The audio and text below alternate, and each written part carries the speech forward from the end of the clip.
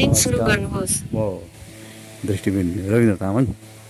आज हामी फेरि अर्को भिडियो लिएर आएको थियौँ। यो भिडियोमा पनि हामी स्मार्ट क्यानकै अब चाहिँ प्रयोग गर्ने तरिका आइदिए। 100 रुपियाँ पर्ने स्मार्ट क्यान र 50 रुपियाँ पर्नेवाला अनि 800 पर्नेवाला लाइभ कमेन्ट सब्सक्राइब गरिदिनु होला, सबैतिर जानिदिनु होला।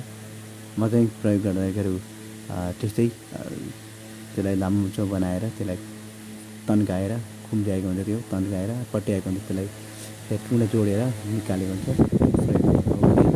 अर्को डाइनिङ त्यो भाइब्रेसन स्मार्ट क्यान, यो चाहिँ यसलाई डोरी नभएकोलाई अलिक महँगो पर्छ। यो डोरी नभएको पनि हुन्छ हुनु त।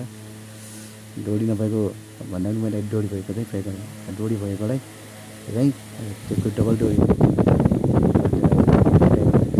प्लास्टिकमा लागेको हुन्छ, त्यो बेरिएर त्यो प्लास्टिक खोल्ने अनि त्यसको तलको के गर्ने बित्तिकै त्यसमा बेरिङ हुन्छ। बेरिङ भनेको त्यो अर्कै हुन्छ, प्लास्टिकको त्यो तल त्यो प्लास्टिकको त्यो यता भुइँमा टेक्दा त्यो घुम्दैन। अनि त्यो बेरिङ साँच्चीकै त्यो प्लास्टिक होइन, अर्को ओरिजिनलवाला हो भने त्यो चाहिँ तपाईँले भुइँमा टेक्दाखेरि यो लेफ्ट राइट अप डाउन तलमाथि त्यो घुम्दै कि आफै घुमेपछि त्यो गोलो जहाँ गरेको हातमा कम्पाउन्ड गर्नु भने धेरै चाहिँ हुँदैन, थोरै मात्रै हुन्छ क्या त। थोरै कम्पाउन्ड हुन्छ।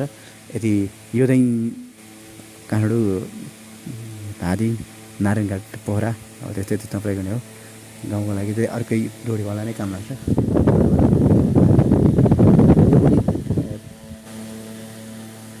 4 सेन्टिमिटरदेखि 8 सेन्टिमिटर र 5 सेन्टिमिटरको अंदर हुन्छ। यसमा 5वटा, यसमा 5 स्टेप, 5वटा स्टेपदेखि लिएर 6वटा मात्रै भेटाएको छु। यो चाहिँ डिस्ट्रिब्युटरलाई प्रयोग गर्ने सेतो अनुकत पर्दैन। अर्को डोरी नभएकोवाला चाहिँ छुट्टै हुन्छ, त्यो पनि 9500 पर्छ। त्यो अर्कै सुपर भाइब्रेसन भाइट क्यान भन्छ, त्यसको चाहिँ डोरी छँदैन। क्यान माथि ठाडो पाऱ्यो भने त्यो क्यान आफै जोडिन्छ र त्यसलाई उकालेर चाहिँ त्यो क्यानको तल र माथि सिधाको मात्रै भित्र दबाउनुपर्छ। यो चाहिँ 9500 पर्छ। यी